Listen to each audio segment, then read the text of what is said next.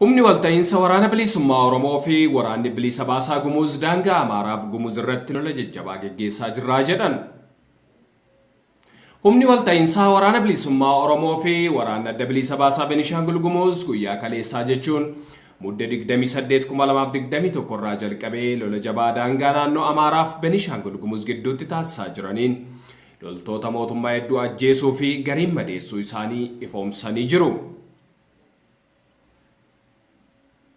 Gama biraatiin akka odeeffannoo jiraattota naannoo sanarraa arganneetti lolli kun hanga sa'a kanaatti itti fufee kan jiru yoo ta'u, humni waloo kunis naannawaa sanatti humna guddaa waan qabaniif injifannoo gurguddaa loltoota bilxiginnaa irratti gonfachaa jiraachuu dubbatu.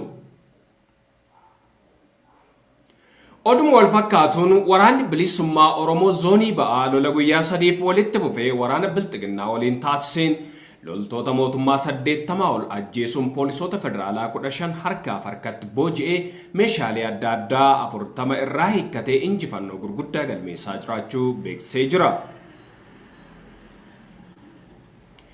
Yeroo ammaa imala gara Finfinnee jedhuun waraanni bilisummaa Oromoo lola jajjabaa waraana murna bilxiginnaa waliin geggeessa.